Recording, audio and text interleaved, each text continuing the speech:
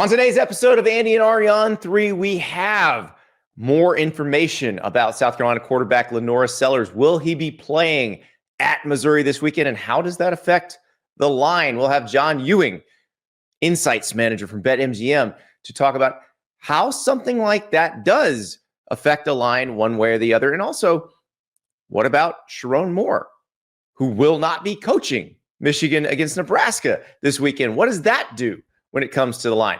Plus, it is Dear Andy, Dear Ari Day. We have great questions about Texas, about Cal football, and about Alabama quarterback Ty Simpson. We answer them all on today's Andy and Ari on 3. We are presented by BetMGM. And if you haven't signed up for BetMGM yet, use the bonus code CFB, as in college football, CFB, and you'll get up to a $1,500 first bet offer on your first wager with BetMGM. Here's how it works. Download the BetMGM app, sign up using the bonus code CFB. Deposit at least $10 and place your first wager on any game. You receive up to $1,500 in bonus bets if your bet loses. Just make sure to use the bonus code CFB when you sign up. Now, if you've already signed up for BetMGM, we got something for you too. On September 19th and 20th, so Friday and Saturday, we got a college football parlay boost token. No matter where the college football action is, there's nothing like getting in the game and leveling up your next parlay. Use this parlay boost token to boost your potential payout from a winning college football parlay. We also, on Friday and Saturday, the 19th and the 20th, have a college football odds boost token. It's time to zero in on every snap. Activate your odds boost token on any college football bet, and you'll receive a bigger payout if your bet wins. So make this college football season one for the history books. Make it legendary with BetMGM. See BetMGM.com for terms. 21 plus only. U.S. promotional offers are not available in New York, Nevada, Ontario, or Puerto Rico. Gambling problem? Call 1-800-GAMBLER in the U.S. Call 877-8-HOPE-NY or text HOPE-NY 467-369 in New York. Call 1-800-NEXT-STEP in Arizona. Call 1-800-327-5050 in Massachusetts. Call 1-800-BETS-OFF in Iowa or 1-800-981-0023 in Puerto Rico. First bet offer for new customers only, subject to eligibility requirements. Rewards are non-withdrawable bonus bets that expire in 7 days in partnership with Kansas Crossing Casino and Hotel. Don't forget, if you haven't signed up for BetMGM yet, use the bonus code CFB and get your $1,500 first bet offer today.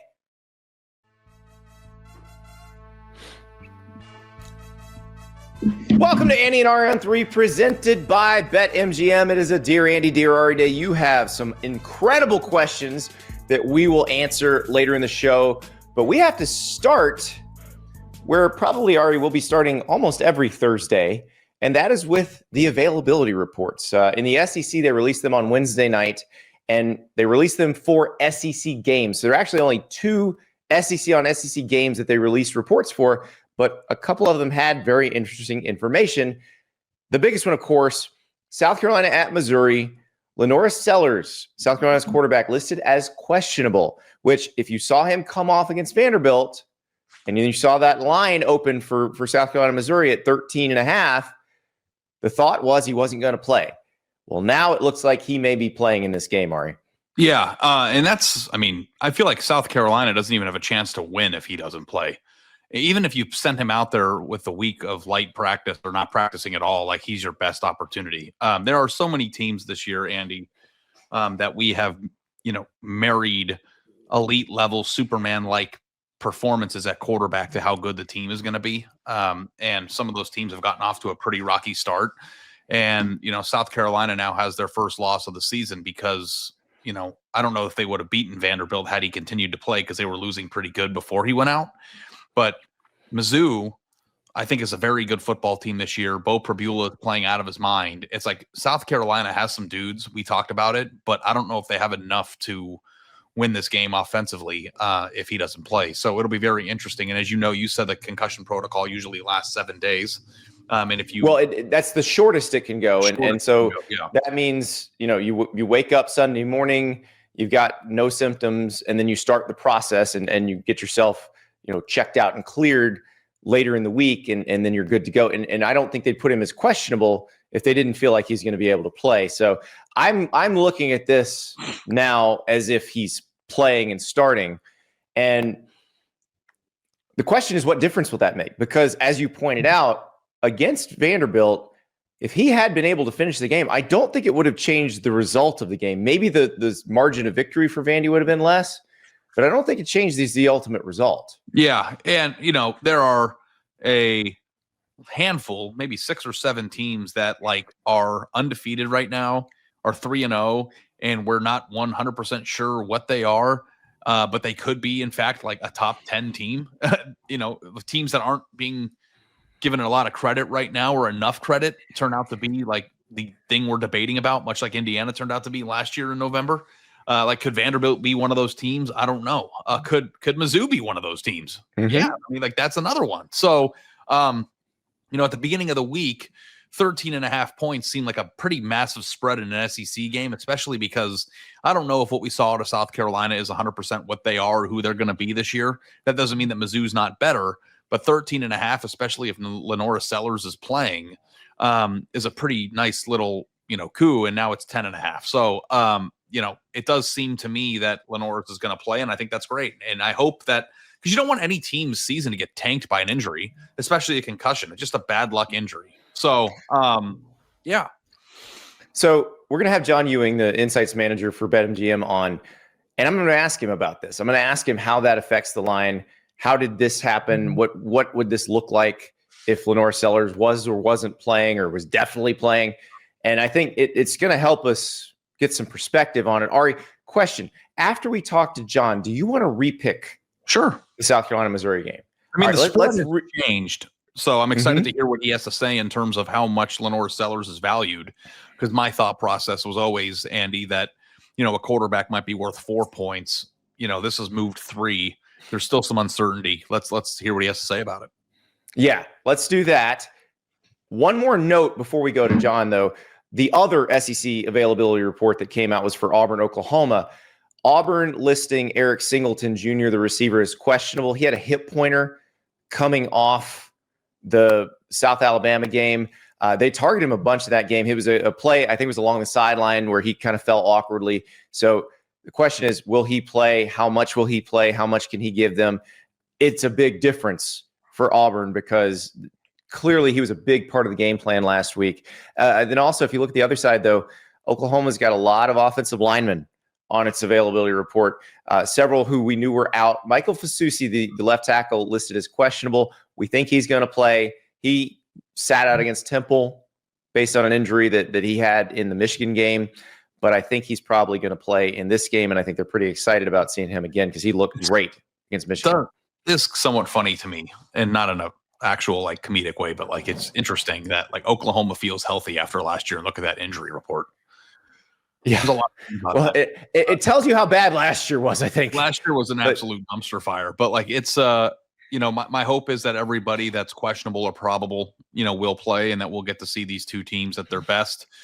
There's nothing more annoying to me than seeing a game where a key player's out and not really getting a sense for who they are. And I also don't like hypothetical discourse later in the season about what a team would have done had that player played. So the more information that we get as teams are their best, the better. And of course, you will hope for every young man to be able to be healthy enough with all the work they put into play. So we'll track it, but it looks like both of these teams are relatively healthy and should be, setting up to be a great game. Before we talk to John Ewing from BetMGM, I want to tell you about Gametime, and we're talking about that Auburn-Oklahoma game. There are tickets for Auburn-Oklahoma that you can get right now in Gametime in the low 100s.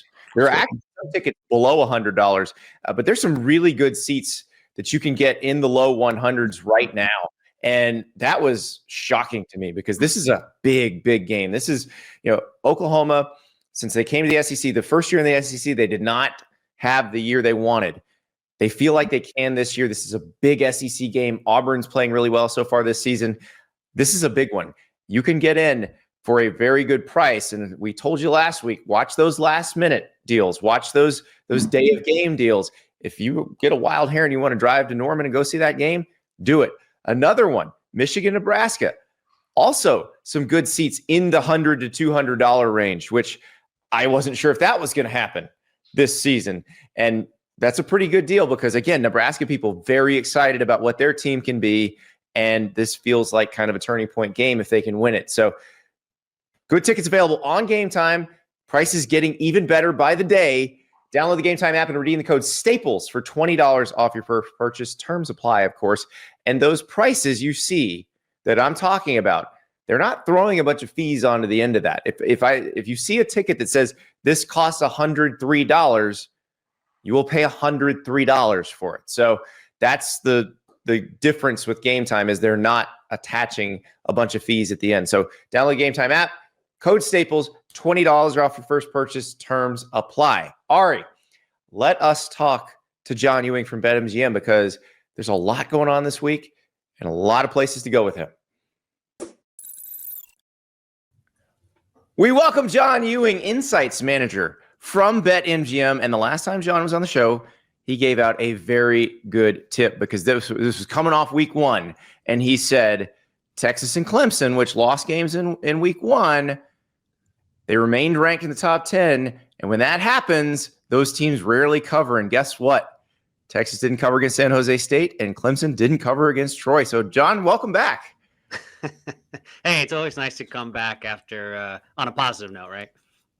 Yeah, exactly. The bad news is that we usually tank the people who come in the following week. So hopefully, if you're playing, just fade yourself because we're I don't know, we're the bad luck show, or maybe I'm just terrible at it. I don't know what it is, but I'm excited to hear what you have to say after coming off of a pretty rough week personally. So thanks for being here.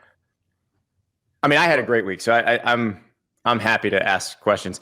But John, I want to talk to you about the LaNorris Sellers situation in the Missouri-South Carolina game because we saw him go out. That line opened at Missouri minus 13.5. Sellers is listed as questionable on the South Carolina availability report on Wednesday night. The line is, at that point, got down to about 10.5. And so I'm curious how you guys handle this sort of information, how the books handle this information, because it's obviously something that's been happening a long time in the NFL. They've always given out detailed injury reports, even going, this is what this person did in practice every day.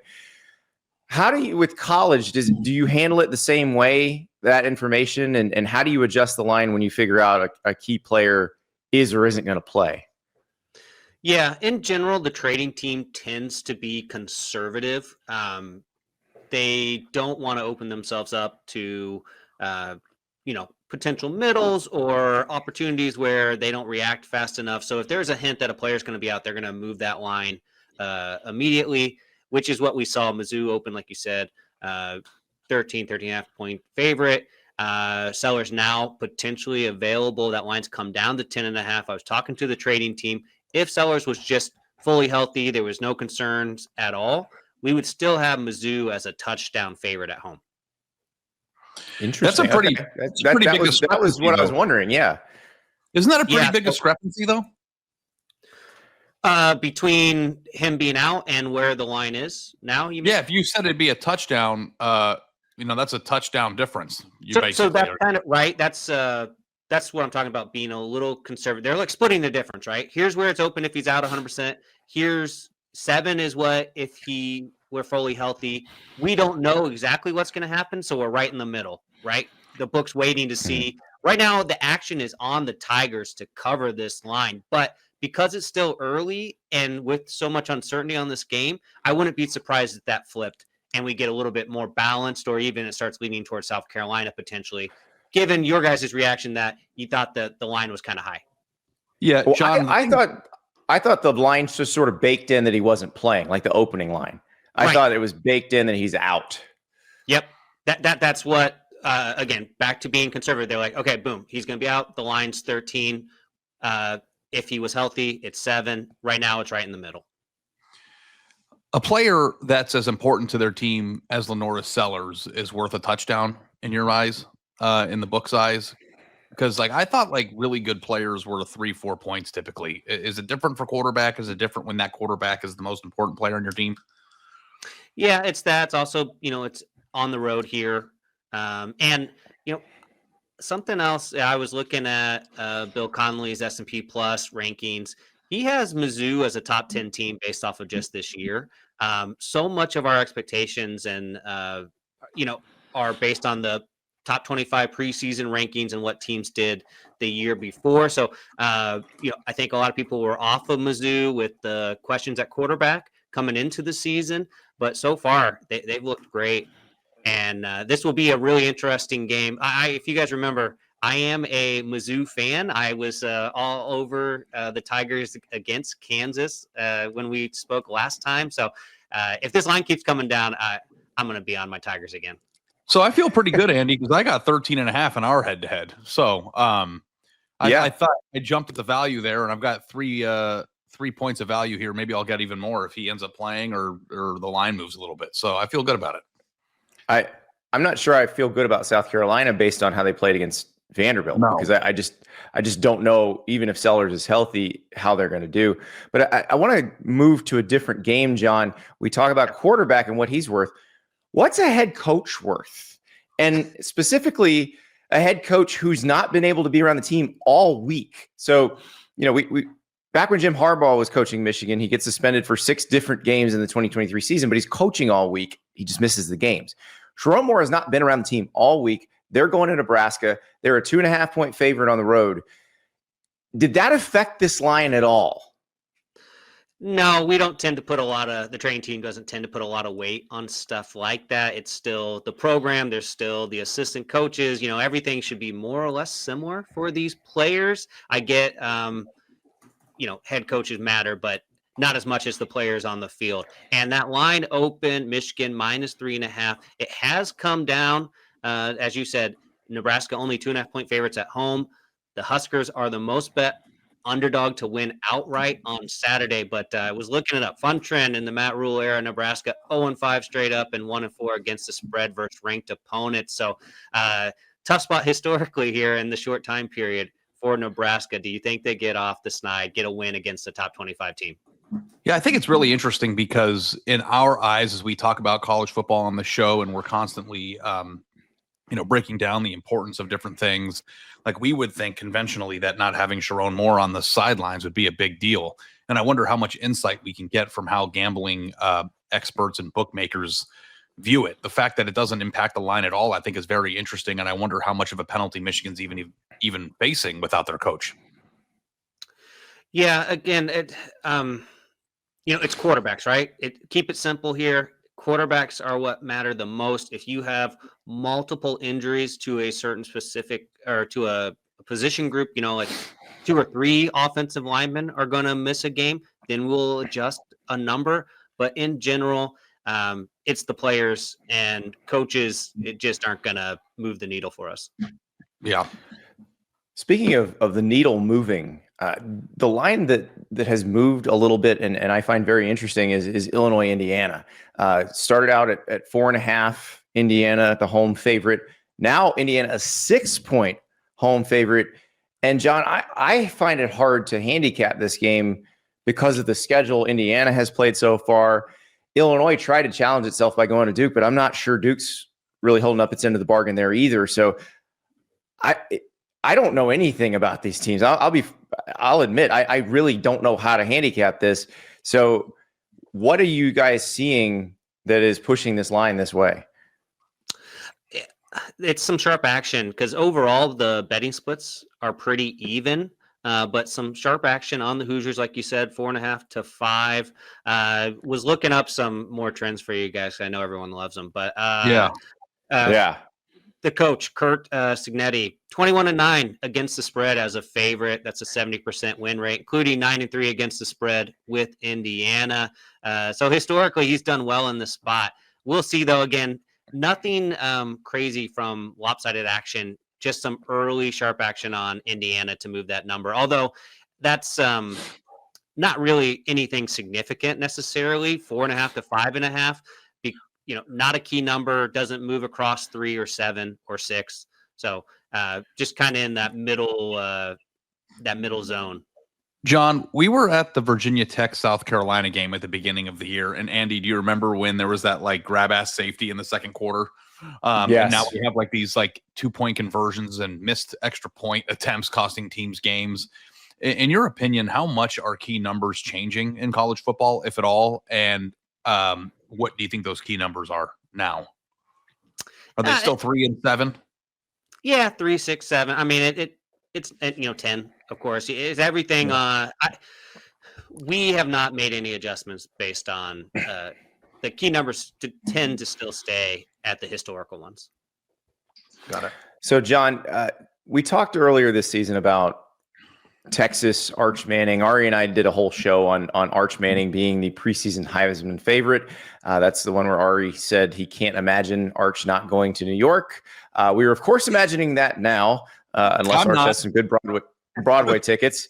But I was reading your one of your latest trends emails, and so Arch, I believe, still has the biggest handle for Heisman futures. Texas still has the biggest handle for national title futures.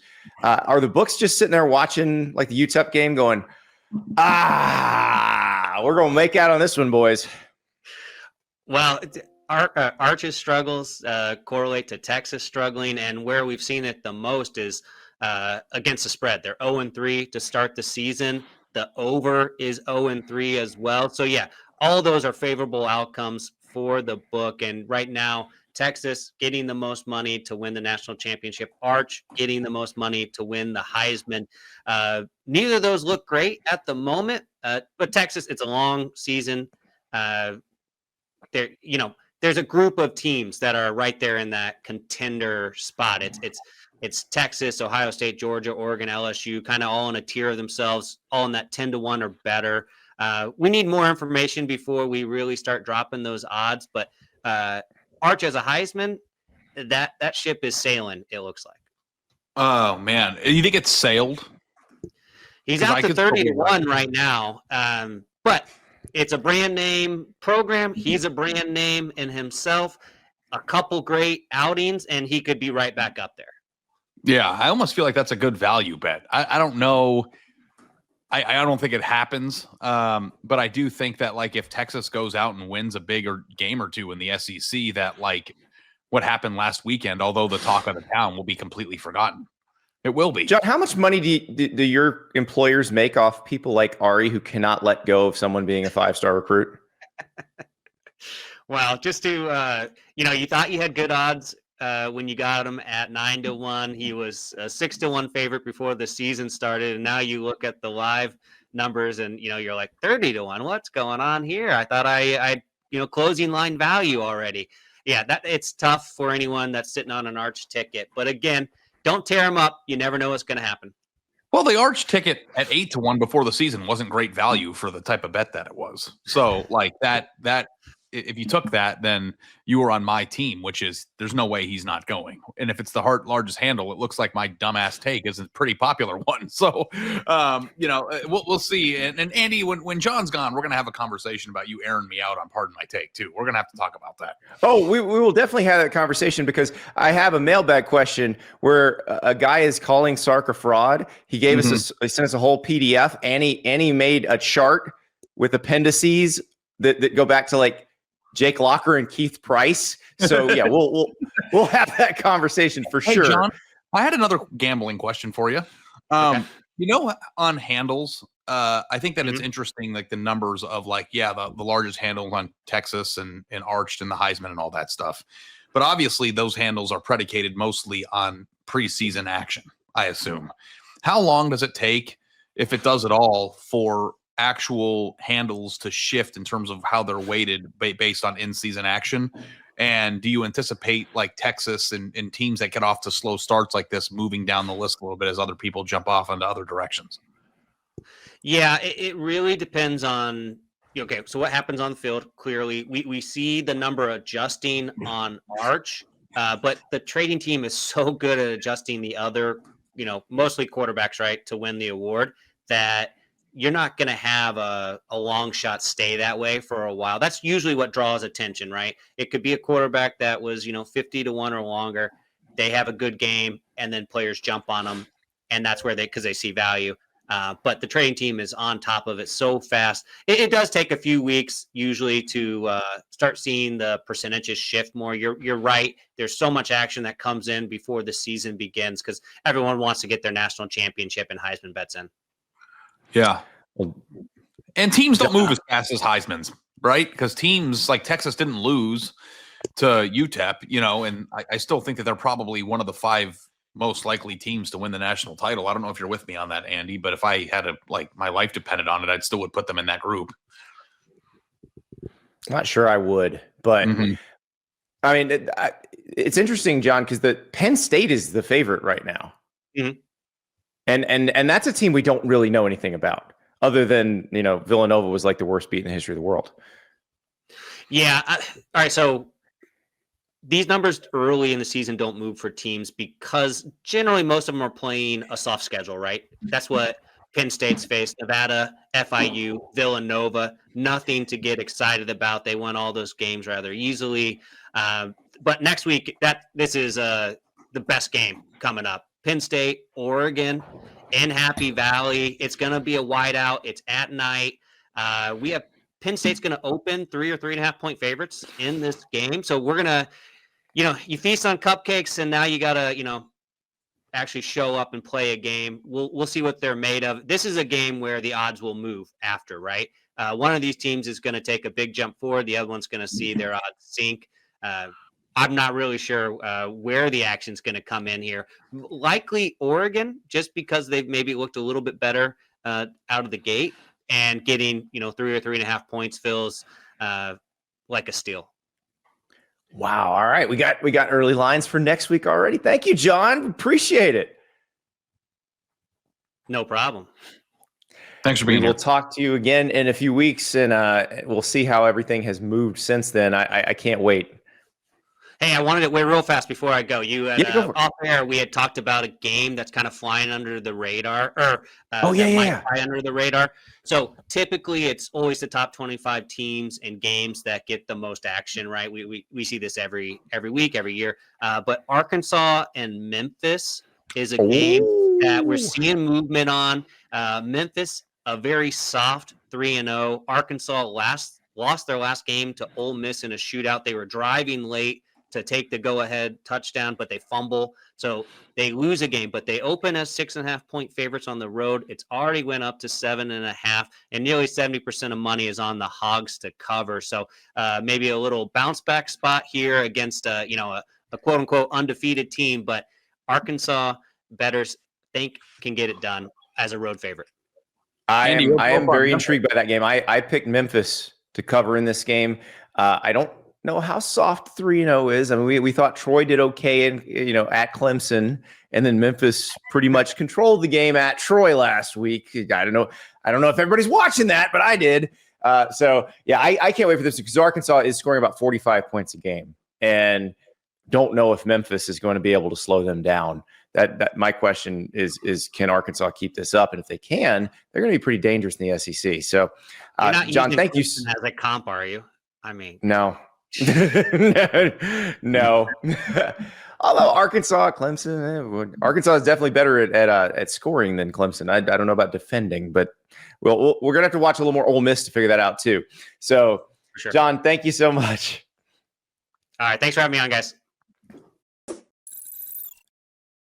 That is John Ewing from BetMGM. And Ari, are you ready to repick South Carolina and Missouri? It is now Missouri minus 10.5. John Ewing just told us that it would be 7.5 if LaNorris Sellers were definitely playing fully healthy, had not gone out of the Vandy game last week. Does that change how you would pick this game? Well, I'm not going to change. I think that you might. And you had who first? I had South Carolina first. So what you're telling me is, and I picked 13.5. So if the spread's down to 10.5, that means I might have 3 to 4 points of closing line value. And I might end up losing still, but I'll take the 3 or 4 points. Especially now with the information that LaNorris is going to potentially play. So for you, I think we need to create some ground rules here because you already laid the 13.5. Yeah. So if we pick the game, what line are you subject to? Well, I think I'm still subject to whatever we picked on Monday. I think the rules are the rules. So, I don't get to suddenly take these 3 points, though I will say I feel more confident now because, again, I'm not sure it would have made a difference last week against Vanderbilt. And the way Vanderbilt was running the ball against South Carolina, have you watched I know you've watched Missouri this season. I know you've seen Ahmad Hardy. 8.1 yards a carry. Jamal Roberts, 7.7 yards a carry. Like Missouri is a machine right now. Has been running the ball so well and so effectively that 8.1 yards a carry seems low. Like if you've been watching Mizzou play, it feels like more than that. So like that is, what does he have? He has like almost 500 yards through 3 games. Yeah, 5 rushing touchdowns too. So, and I saw that he was kind of creeping up a little bit too on some of the Heisman, people looking for. I mean, these aren't Ashton Genty at the beginning of last year numbers, but they're close. Yeah. Turns out Ashton Genty was really good. So like the thing that I don't like about the repick, now that I'm thinking about it a little bit more, is that you could conceivably go jump on South Carolina. If you jump on South Carolina here, then you only get 10.5. You don't get a nice middle. Yeah. But no, you don't get the 13.5. That ship is sailed. Right. So you have, if I were you, I would stick with where you are. I am sticking with Missouri. Again, me taking Missouri minus 13.5. And I said it when we picked, I would have picked this if Sellers was playing, if I knew Sellers was playing at the time. If you knew Sellers was healthy and playing, you would lay 14. I'm not confident in South Carolina after seeing them the last week. 14 night games at Williams-Brice Stadium. They don't get beat like that. 14. That's a bad sign. Game is a lot of points, Andy. We'll see. If they get their ass kicked again, then that's a really, really tough break for a team that thought they could compete for the SEC this year. So we'll see. I'm not giving up on South Carolina yet. Maybe their aliens will show up and prove me right. But I'm happy we didn't make it confusing. We stuck on different sides, and my hope is that South Carolina will cover the spread so I can get closer to you because I'm being humiliated every week. I have a feeling you're going to come back in the picks. I have the utmost faith in you. Not after I beat you in trivia yesterday.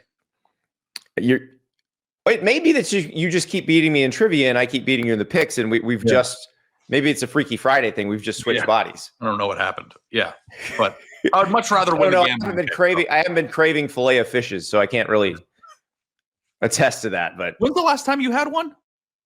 It's been probably 20 years. Yeah, bud, we're gonna change that.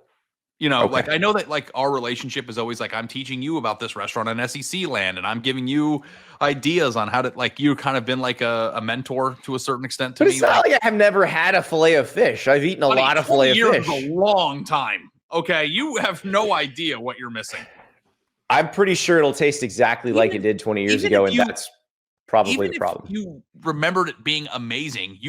20 years is enough time. There's people who don't remember like important information about their life from 20 years ago.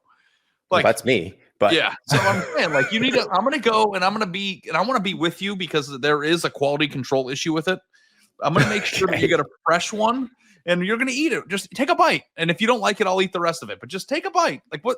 All of a sudden you're like adverse to trying something? No, I have no problem trying it. I just I might want to spend those calories on something better. One bite won't kill you. You'll be fine. You can do an extra 9-mile run the next day, and then you'll be again. Exactly. All right. We have to answer some questions because the people have been fantastic.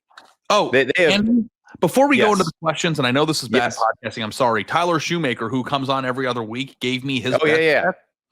And I just wanted to provide those for people who were interested because Tyler's very good at what he does. Some weeks are good, some weeks are bad.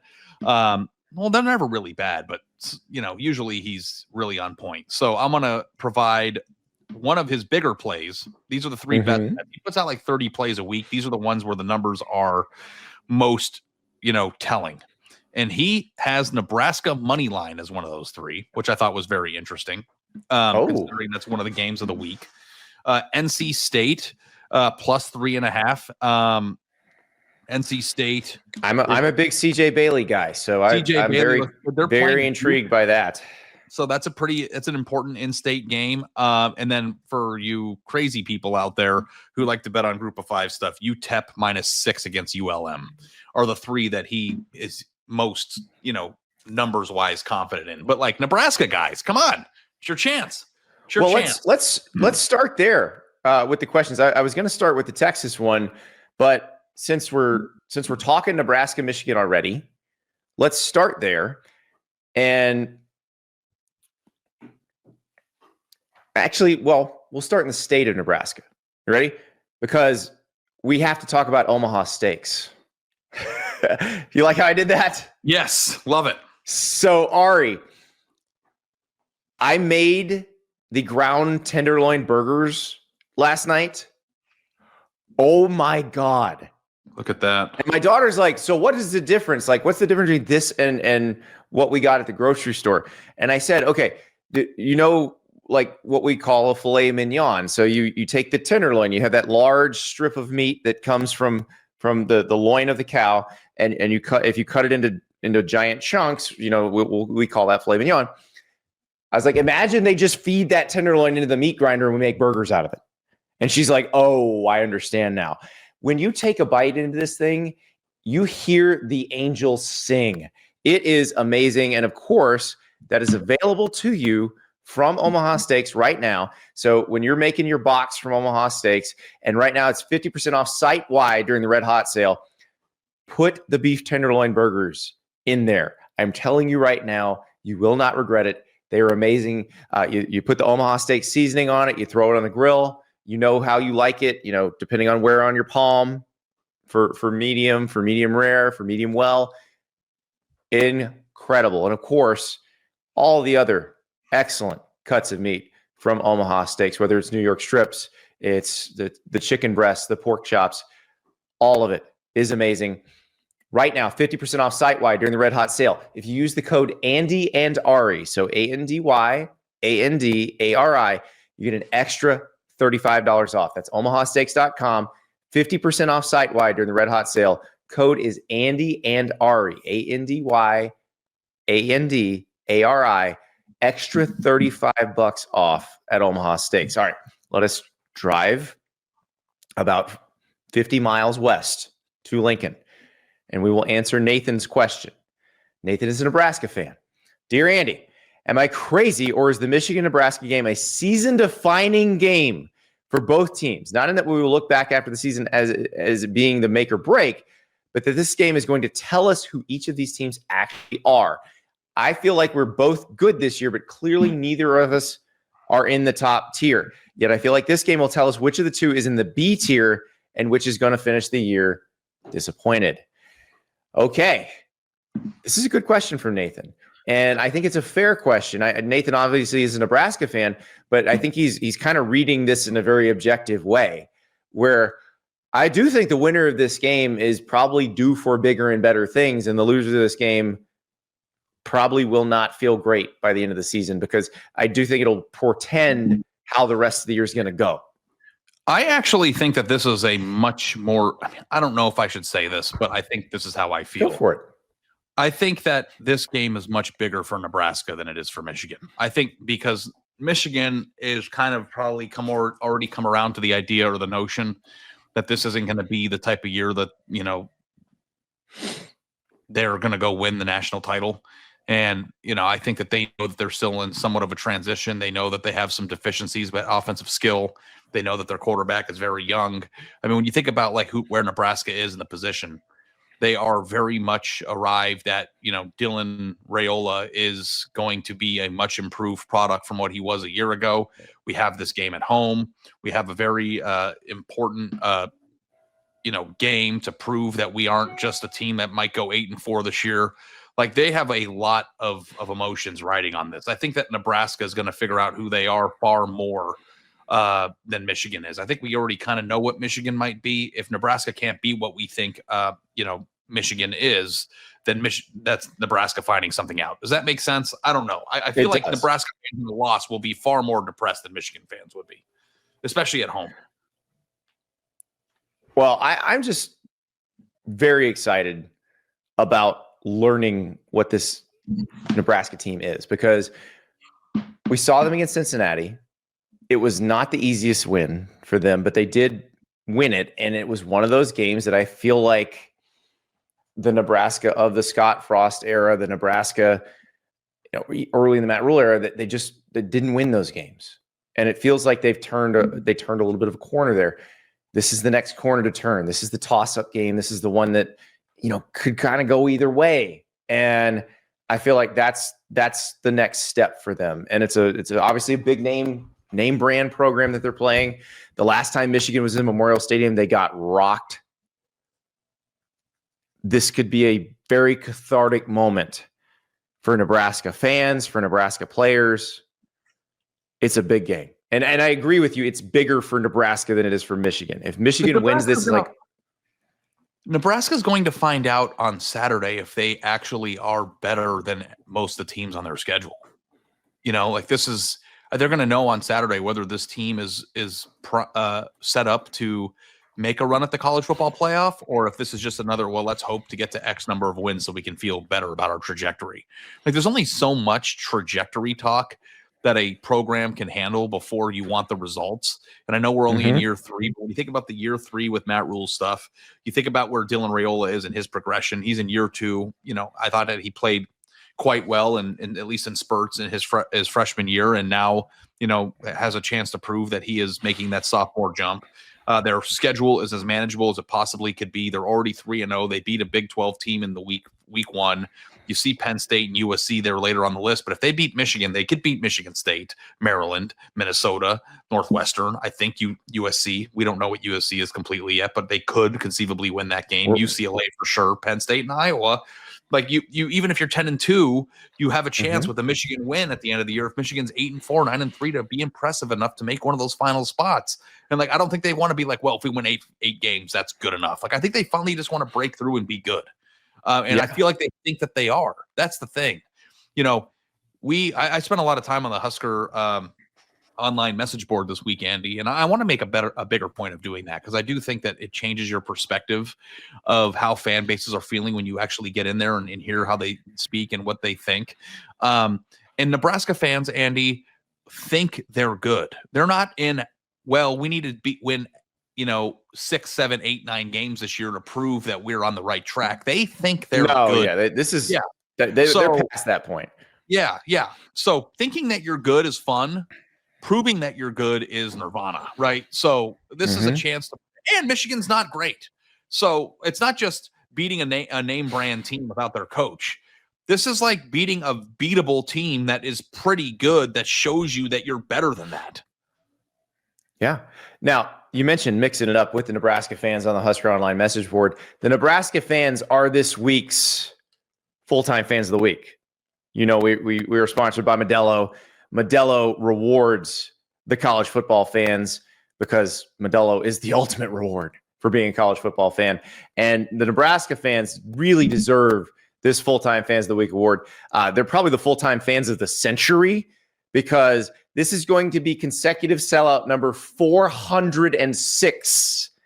It dates back to 1962.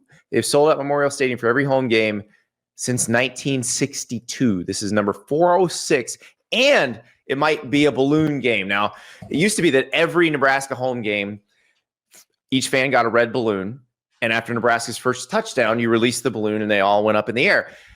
That stopped in 2022 for very practical reasons. There was a helium shortage, and they brought it back in 24, but not for every game. They said basically it'll be certain games.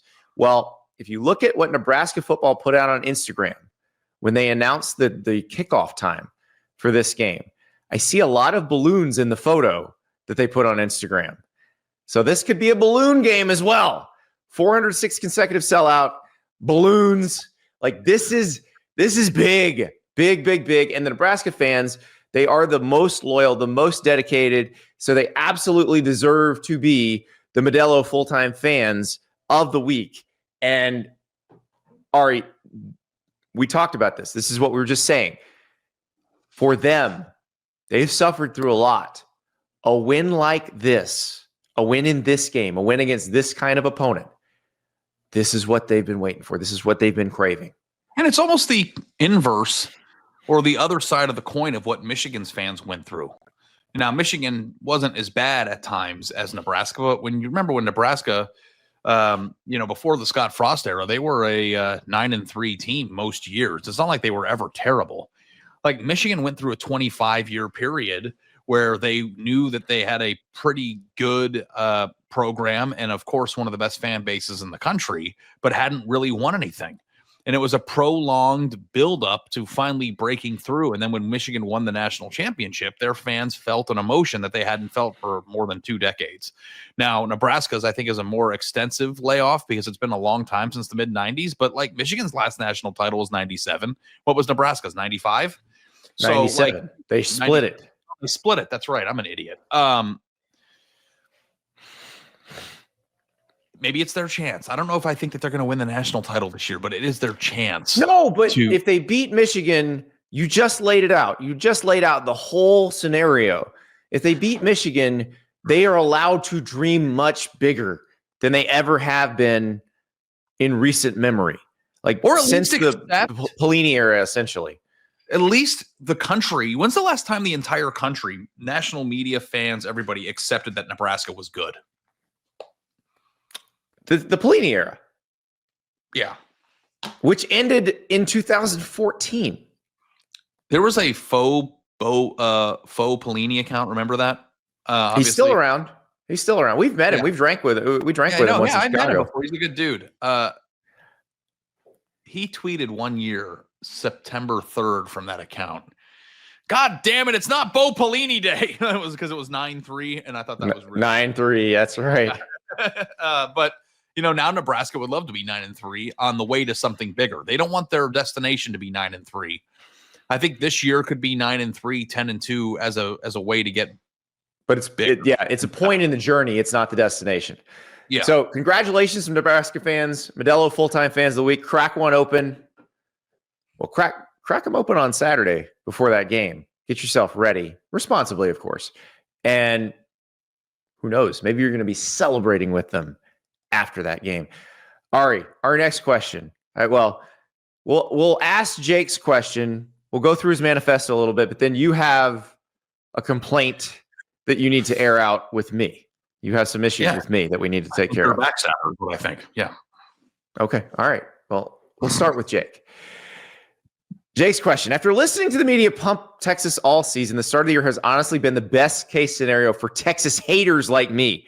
So I decided to put together what I'm calling my Texas is a fraud program manifesto. It's a full breakdown of why Sark isn't a QB whisperer, why the schedule has been a gift, how the offense keeps collapsing, and how all his recruiting stars keep turning into transfers or missed opportunities. At the end, I included an appendix with all the numbers laid out in tables, so it's easy to see the decline in black and white. Take this as my certified hater's guide to Texas football.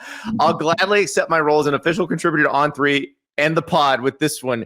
Curious to hear your thoughts. So Jake sent us 4 pages of manifesto. Here are some of the tables if you're watching on the YouTube. It's got Quinn Ewers' development under Sark. I mean, he goes to Jake Locker and Keith Price. This is actually a very well-written manifesto. Most manifestos are, Andy.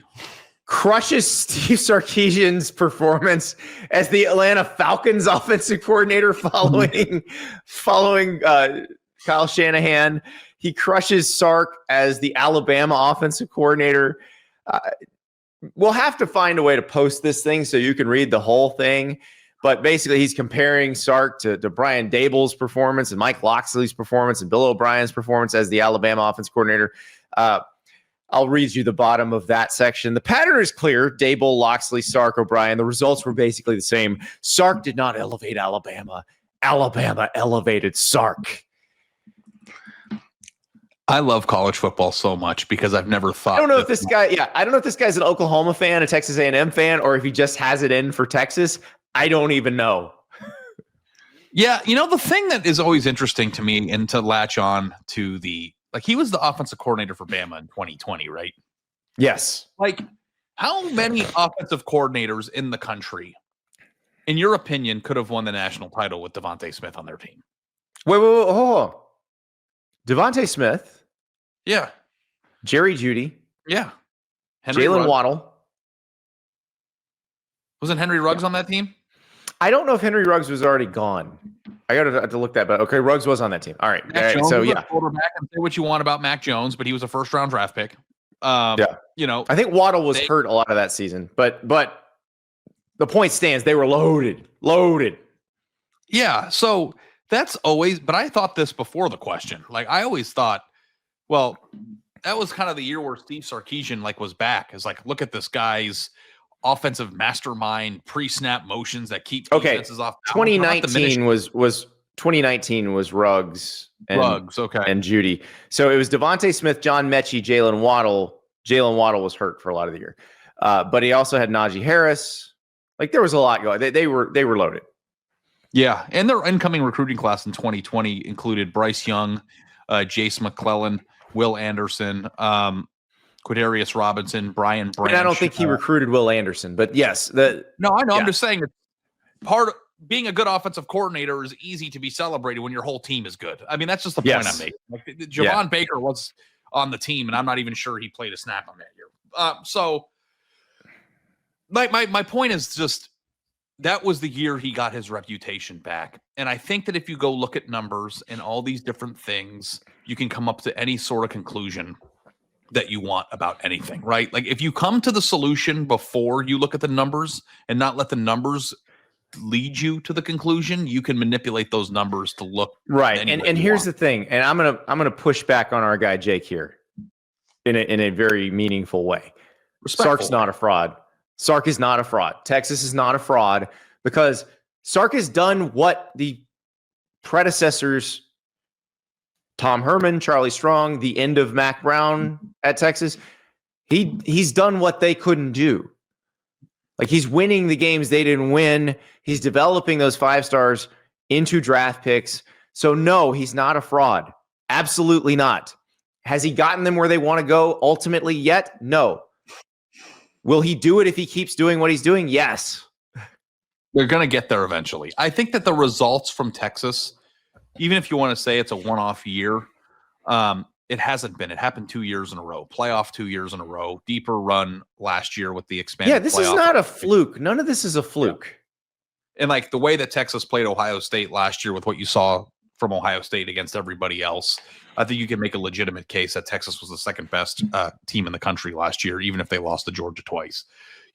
Georgia was, a team that lost to Notre Dame fairly early, but I think Texas, I could hear the case for it. That's all I'm saying. So, I feel like Texas is a team, and I would be very interested to hear the manifesto's reason. How do we arrive at the manifesto? Who do we root for? Why? It has to be OU or Texas A&M, right?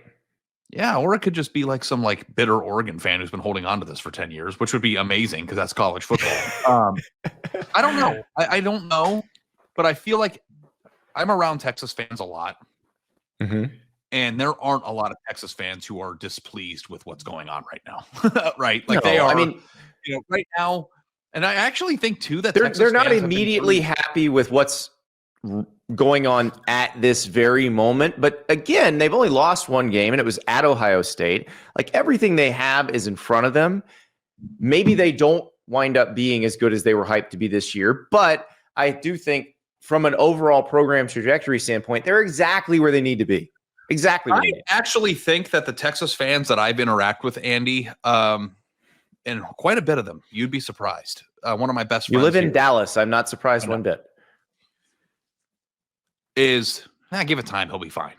It's not. Everybody else is saying the sky's falling. Everybody else is dancing in the rain of tears. The tears aren't coming from Austin. I think Austin people are kind of confused. They're a little bit upset with the way that it's looked so far, but I don't think that they're under the illusion that this guy's going to suck for 2 years. In fact, if anything, I think that it has helped recalibrate their expectations into the sense of hey, yeah, maybe this year we won't win the national title, but holy crap, next year we're going to be really good. I think the Florida game in Red River will give us a so much better of a gauge of where they're at. Once you and I are going to Red River together, we'll come out of that game with a much better idea of what Texas is this season. Yeah, and I cannot wait for that game. And I also know too, Andy, that I saw enough out of I think Ohio State is the best team in college football right now. Okay. And that might age poorly, but they're averaging 40-something points a game in offense and allowing 5 points on defense per game. They played Ohio State for 4 quarters, even without being able to get a first down for 3 of them. So, to me, what do you take more what do you take more away from? Like struggling against UTEP with their heads up their ass, or playing the number one team on the country in the opener and playing a 4-quarter game with them? Like, I don't know if I think Texas is cooked. In fact, I think it's more than possible that they beat Florida, they beat Sam Houston, they beat Oklahoma, they beat Kentucky and Mississippi State, and then there's a really big game in Vanderbilt on November 1st, and like we're back at it. Like, I just do not want to overreact, much like I didn't want to overreact to what happened to Notre Dame with NIU last year. Those games happen. They're bad. Arch Manning was terrible. I'm not dismissing it. But I think that... And remember, Texas lost to Ohio State. And I think that if you think that like Arch Manning is definitely just going to suck forever after that, like you're short-sighted. And that's also... Tell me why I'm a backstabber, by the way. Yeah, you're not I think part of it is like I appreciate it, but then the other part of it, it's like... So you're going, pardon my take, with one of the largest sports podcasts on the face of the earth, which, by the way, I think I would freaking crush on if I ever get on that show. So you and I'll talk to Big Cat and PFT. I think you and I should just go to Chicago, do it in person one of these times. I just want to do I don't have to be on the show. I just want to sit in the gambling pit with the boys for all day and just hammer. I know that's what we get a whole day. Maybe we just get to hang with T-Bob for a little while because our friend T-Bob Aber works there now. Yeah, I would very Casey much. Smith works there. Like, it'd be awesome. I think from a personality perspective, I think I could make it rain on that show. But you have been going on that show and you're very good at it, and you should be on that show. And when you do go on the show every year, I appreciate that you name drop me one time. Because it's like, hey, it's my guy, and I appreciate that. That said, after I get out of the appreciation phase, oh boy, here we go. Unload. I get to provide this massive, pardon my take, audience with one take, and you give me like a terrible take. You tell them that I said it was a relative lock. That's the one thing that you take from our entire relationship and bring to Pardon My Take's audience, Andy? What are you doing to me, man? Ari, they opened the segment with me on DJ Lagway. I know, but you weren't alone on Lagway. I was alone on the Arch thing. Like I was. You were not alone on that. You just were the most extreme. Yeah, no, but you and I locked arm in arm with Lagway all summer, dude. Like every single thing that anybody could say to you. Well, I didn't throw you under the bus on that one. I just took all the bullets on that one. Yeah, you did. And I appreciate you saying my name on the show. A lot of people that I know listen to it and they got a kick out of it. But like also, hey, my co-host on the other show that I hope that people listening to this show will listen to is an idiot. Like that's also. No, I don't know if you noticed in the intro, Big Cat mentioned that because we are back together, it has become one of his favorite shows. That's good to hear. And thanks, Big Cat. I appreciate that. And you obviously are a podcasting genius and legend, and we obviously appreciate our relationship with you and, have a lot of respect and tremendous respect for what PMT is and is becoming. So, that'd be great. Have me on, please. I'll make it rain. I'll use the F-bomb. I think we need to both go. Like, we go to Chicago in person and then maybe go visit Notre Dame or something like that. Like, that'd be great. That'd be great. We'll just get it set up. I've never invited myself to a party, but I will. This is a party I will invite. It's a hell of a party to invite yourself to. Yeah. I defended the founder of Barstool in a column on 3 like 2.5 weeks ago. Remember when the whole banning thing was happening? I'm like, come on, guys, this is kind of soft. Like, let's be honest. Like, he's playing a character. I think Portnoy's on your team. Yeah. Yeah, he retweeted the story. So, like, I think I curried some favor with the Barstool people, but like, it's like, come on, this is college football and the number one villain of your team is coming and you don't want him to go? Like, what are we talking about? This is what the sport is supposed. Why would you not want them to go? Exactly. It's like all right. Counterintuitive to what you want. Okay. Let's go to Ryan's question. Cause this is one where we may have gone one direction too far and it's time to reel ourselves back in. You ready? Mm-hmm. From Ryan. If Ty Simpson continues to play at the level he has the last 2 weeks, does he have a chance at the Heisman? All right, we're going to slow down on Ryan, and then we're going to reel us the other direction. Ryan, it was ULM in Wisconsin, so let's not go crazy. But that said, Ty Simpson was awesome against ULM in Wisconsin, and I would argue that for as much burying of Alabama as we did after the Florida State loss, I don't recall us burying Ty Simpson all that much. No, I don't know either. I think the question, and you could even maybe translate this a little bit to Arch, because like I think Arch might be more cooked than Ty, because Arch had a bad game against Ohio State on the road, and then the number padding games that he's supposed to be putting up 5-6 touchdowns in and coming out in the third quarter, he's struggling. Like I think that part of winning the Heisman is amassing like eye-popping numbers, and if you can't amass those numbers against the teams that are easy and don't really like pose much of a threat to you, it's not just a bad look from an optics standpoint, it's a bad look from your final statistics in the end of the year. Because so many times you go, well, the guy threw for X number of touchdowns and X number of passing yards. It's like a lot of those yards a lot of times are against overmatched opponents where they ran up the score. Right, and that is why people were so worried about Arch. Now let's contrast that with Ty Simpson against ULM and Wisconsin. So 41 of 46 for 608 yards and 7 touchdowns.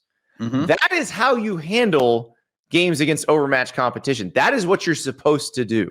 Yeah. And they weren't really running it up either. Like this wasn't a case of leaving him in to run it up. This was just in the flow of the game, and they actually got looks at the backups too. You most certainly cannot win the Heisman against overmatched opponents. You can maybe lose it, though, I think. Yeah. If you don't put up the right numbers. Now, the question said, if Ty Simpson plays like he did against those two teams, against everybody else, could he win the Heisman? I mean, yes. He does that against Georgia and LSU and Auburn. Yeah. He goes like he's running away with it. 46 and 7 touchdowns against Georgia and Auburn, then yes, he can. Like, I don't know. I don't know if that's a reasonable expectation. Yeah. And like, I don't know this, and I'm going to use your brain and I'm going to slice it open for the encyclopedic knowledge. Has there been a player who has won the Heisman in the recent past that you can remember that got off to a bad start? I mean, Manziel lost to Florida in game 1, but it was a case of like Cliff Kingsbury, who was the OC for A&M that year, admitted he didn't even know how to call plays for him. Yeah. Because they hadn't really seen him live against anybody yet. They just seen him in practice. So they weren't aware of how slippery he was. And so they changed the way they called games around him as that season went on, and his numbers got progressively better. But he still looked awesome against Florida. That probably wasn't as awesome as it could have been. 1, because Florida's defense that year was really good, but 2, because Cliff Kingsbury and Kevin Sumlin weren't sure exactly what they had yet. That's one. Winston, the year he won the Heisman, just came out slinging. Mariota was good wire to wire that year. Johnny Manziel had 175 yards passing and 60 yards rushing and a touchdown against Florida in week 1 too. Right. So he still amassed stats in that game. Right. And that defense was awesome that year. That Florida defense was really good. Now, it was week 2. Remember, their Louisiana Tech game had been postponed because of a hurricane. And they probably would have lost against Louisiana Tech. They ended up playing them in a really tight game later in the year. But had they gotten to see Manziel live, they might have played that Florida game differently, might have won that game. So it's very strange how that all could have worked out. But the next 5 games after their first open, which was the opener, which was SMU, South Carolina State, Arkansas, Ole Miss, and Louisiana Tech, who was ranked for some reason. They were good that year. A&M scored 48, 70, 58, 30, 59 points in the next 5 weeks. So like Manziel was like obviously just an electric player to watch, but he amassed stats very quickly. And Ty Simpson against Florida State, his stats, while not efficient, were not terrible. He was 23 of 43 for 254 yards and 2 touchdowns. That sounds good. That's 5.9 yards an attempt. It's not what you want from an efficiency standpoint. Those stats aren't the ones that people consider at the end of the year when they're voting either. It sure didn't lose them that game. But when other things lost in that game. Don't you think Heisman voters look at how many yards did you throw for, how many passing touchdowns did you have, how much did you rush for, and how many rushing touchdowns did you have? I don't think that completion percentage plays a factor for most people. No, I don't think it does either. Because I don't think people are actually looking in a critical way, because you can really compile passing yards if you throw 60 times a game. Like right. I mean, like Mac Jones, didn't he have like a 91% completion percentage in 2020? Yeah, Mac Jones was one of the most ridiculously efficient quarterbacks in college ever. But yeah, it's easier to do that when everybody's open and Devontae Smith is getting matched up with Tough Borland in the national title game. But I digress. Yeah, it's tough being named tough when that happens. Do you realize? And I know that it was like a matchup and a pre-stat motion thing. I don't know what I have to go back and watch the play. It's been 5-6 years since it happened. But the person that Ohio State fans were complaining all year was too slow to be on the field got matched up one-on-one with Devontae Smith in the national title game. I don't know how that happens. I don't know what that happens, but that just watching him like sag 12 to 15 yards behind him on the defensive attempt is just like one of the most unbelievable things I've seen. Anyway. All right. One more question. Actually, two more questions because producer River has a bonus question for us at the end. Producer River. This is from Brad. I'm behind a couple shows, so I'm not sure if you talked about Cal recently, but the win over what I imagine will be an above-average Minnesota paired with the play of Jaron Kiave Sangapolatele. Jaron Kiave Sangapolatele has caught my attention enough for me to take a look at their schedule. I don't think it would have been possible for their ACC schedule to be easier. There may be 3 games that jump out as losable to me, and even then, Duke hasn't looked great and will have to travel across the country. Louisville and SMU at home are the others, and it remains to be seen how good each of them are. I'm not saying this will definitely happen or anything, but it does seem extremely realistic that they can make the ACC championship game and sneak into the playoff conversation in a similar way to Indiana last year. Am I crazy? It's funny that he asked this because I have created or started a series called Unfiltered Takes that I write every Monday. And I want to go back to Unfiltered Takes after week 1, down to point 20 or point 19. I do 20 points every week. California Golden Bears. And I'm reading directly from a story that I published on September 1st, Labor Day. Is California a team who could sneak into the college football playoff discourse? You may have lost track during an exciting Saturday, but the Golden Bears' true freshman quarterback, JKS, was absolutely sensational. In Cal's 34-15 win over Oregon State, JKS completed 20 of his 30 passing attempts for 234 yards and 3 touchdowns. The stats don't do it justice. The man has a rocket of an arm and was just dotting receivers all over the field, including a few perfectly placed balls that were dropped downfield. And now, CFP discussions sounds crazy in week 1, and maybe it is. But before you dismiss the notion that the Golden Bears could be this year's Cinderella, this year's Indiana, please go look at Cal's schedule and get back to me. Yep. And beating Minnesota. Right. And Minnesota's a good non-conference opponent. So it's not so much poking the bear so early, pun intended. But it is trying to use the information that we have, which is sensational quarterback and fun offense against a schedule that doesn't really have any great teams. Now, a team like Cal could maybe turn around and lose a random game that you're not thinking of because, after all, it's Cal.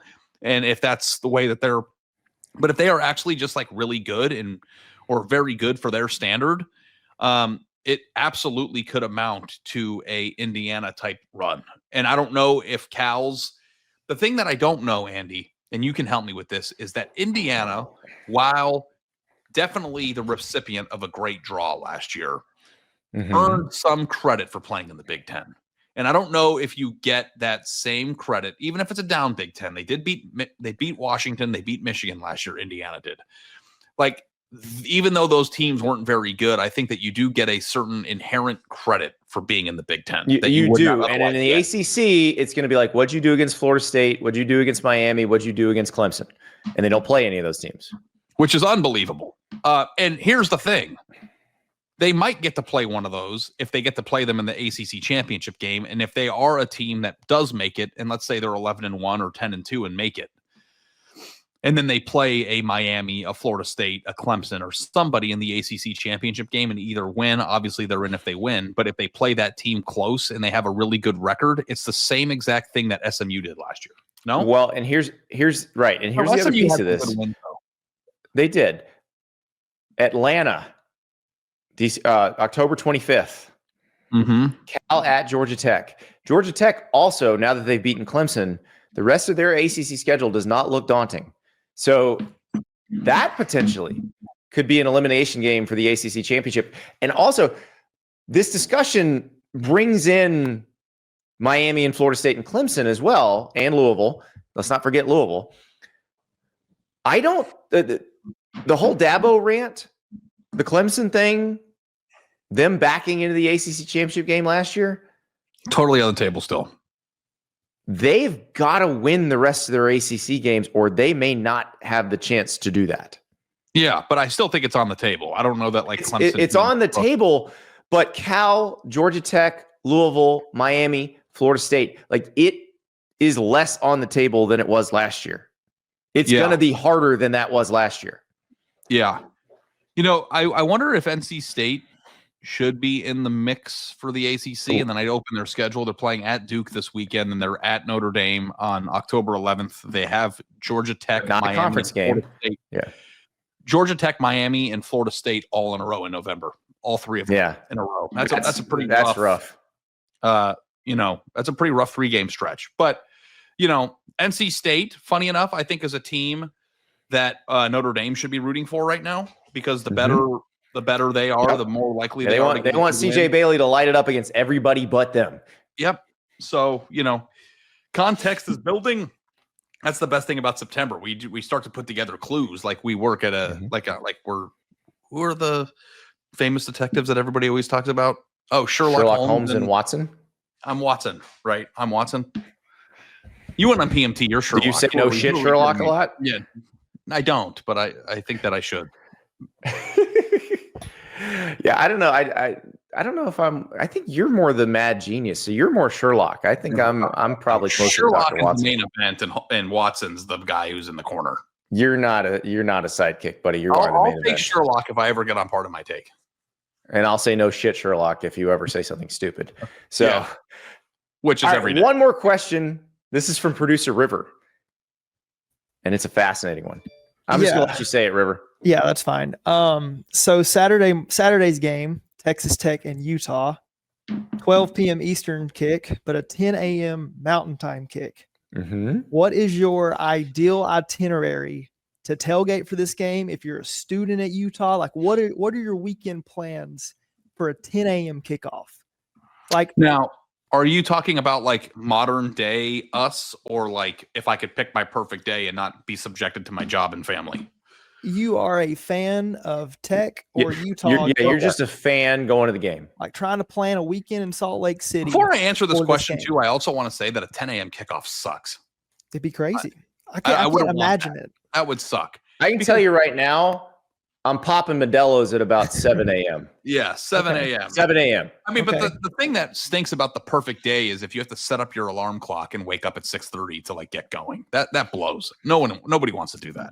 A little Bailey's cream in your coffee. But I do think that, in my opinion, the best time for a game, if I were to tailgate, that I would choose would be 3:30, because you get to the stadium around noon, tailgate for 3 hours in the parking lot, watch the noon games while you're tailgating. Tell Ari went to Arizona, get to the stadium around noon. There's a 3:30 game, you get to the stadium at 9. Yeah, whatever. You get there when you get there without an alarm clock. You get hammered for 4 hours before the game while watching other games, because watching football is the best thing in the world. Mm-hmm. Then you watch your game that you're going to. You hope your team wins, and you go out and you party and watch the night games. That to me is perfect. But a 10 a.m. kick. You're still watching game day at 10 a.m. And do we have the Wiltfong tweet?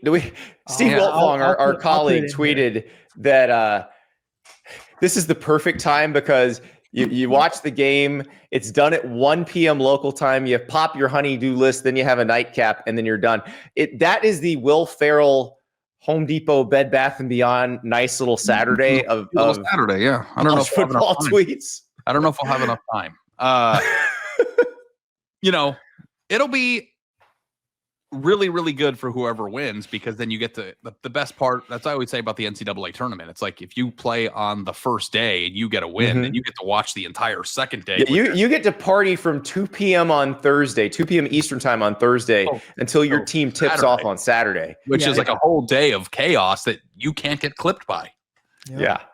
But if you lose, it's a long this day. is a tough one if you lose. Yeah. But what's your ideal start time if you were going to a game as a fan? What time would you want it to start? I think 3:30. 3:30, because it ends as the sun goes down. Mm-hmm. Then you go out and party. You watch late games. Yep.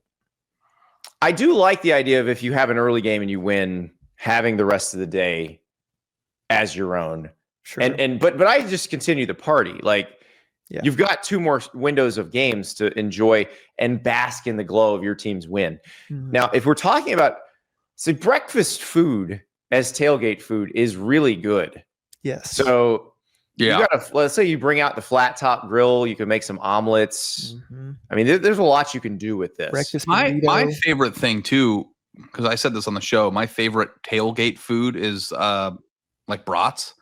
And I think you could do some pretty creative things with sliced brats in a sure. breakfast dish too. Absolutely. sure. You Yeah. you could throw brats into an omelet. You could throw them in with some home fries. Yeah. Like there's a lot to do with that.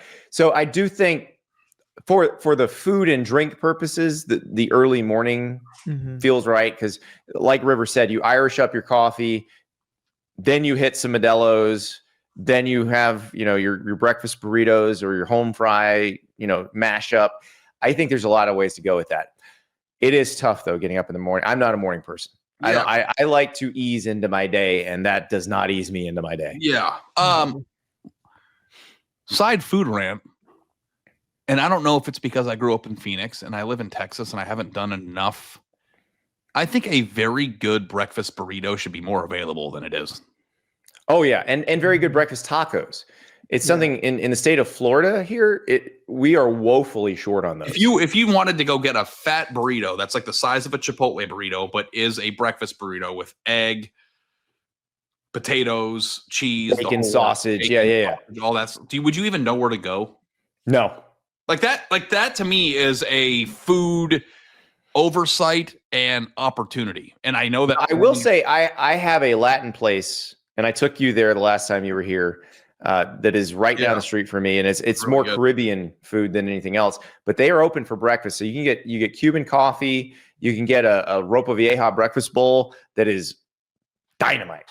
But as far as the breakfast burrito, like the Mexican version of that, we don't have that. We don't have the great breakfast tacos and breakfast burritos. Like, people in Texas and Arizona have no idea how lucky they are. Yeah, but even in Texas, I don't really know where to go. So if you live in Dallas, send me an email. I know where to go. Meet You Anywhere in Grapevine. Meet You Anywhere is a barbecue place. It opens at 7 a.m. on Saturdays. Brisket tacos right out of the smoker. Yeah. Okay. Awesome. Well, we'll drive 45 minutes out to Grapevine next time you're here at 7 a.m. and we'll get them. At Arizona, when I went to school there, you could not walk 10 feet without getting hit in the face with a Chipotle size breakfast burrito. And I also think that that's a versatile thing that you could eat for lunch and dinner. I don't think that has to be exclusive for breakfast. I think that's a hearty enough meal where it could replace. I think that you could have a breakfast burrito shop that's open all day and still sell them in the afternoon and evening. Am I wrong about that? You're not wrong. I'm actually, this might be the $1 million business idea for me in Florida. Yeah, I want in. Call it Andy and Ari's breakfast burritos. Yeah. I don't know. We'd have to make it. I'm in a college town. I really do think there's a market for that. Especially if you could do it through a drive-through too. Oh my God. Yes. Walk up window, drive through, something like that. Yeah. And also the most cheap ingredients that a human being can ever have in a Exactly. restaurant. Your profit margin remains high. I'm in. Charge them I'm retired. for a burrito. It's been fun doing shows. I'm going to open a breakfast burrito place now. Or you just gave me the idea. You know, I am married to a woman whose job is to help businesses expand and find locations and stuff. And she has a lot of really smart people that she works for and with. And a lot of times these people are very, very wealthy because they own businesses and are expanding. And I think about their ideas and I'm like, God damn, this guy's really, really sharp. This woman is really, really sharp. They came up with this idea. And it's like the idea in and of itself isn't that complicated, but being smart enough to execute it right is a talent that you need to have too. But like, there is money to be made if you have the right idea. There is. And it's just a matter of whether or not you can execute it. But I think a properly execute, because it's all about branding, right? Mm-hmm. Yep. You have a cool logo, or if you set the vibe right in your restaurant and you have legitimately good food at a reasonable price, people will come. I'm just not smart enough to execute it, which is why we're doing shows, which is why we will see you on Saturday night, 11:30 p.m. Eastern time, wrapping up all the games. We'll be with you throughout the day. Well, I'll be with you throughout the day. Ari will be at his daughter's birthday party. I'll be at Auburn, Oklahoma. I had to throw it in there, Ari. I had to. I'm sorry. Listen, I'm going to be locked in, man. Like I'm doing the best that I can. I am. No, you're not. We have TVs getting rolled into the party so that they're live with all these games on. Like it's what we're doing. You're gonna be playing pin the tail on the donkey. My daughter wants. I'm gonna be watching Jackson Arnold and John Mateer face off. Pin the tail on the donkey. Love you. Talk to you guys Saturday.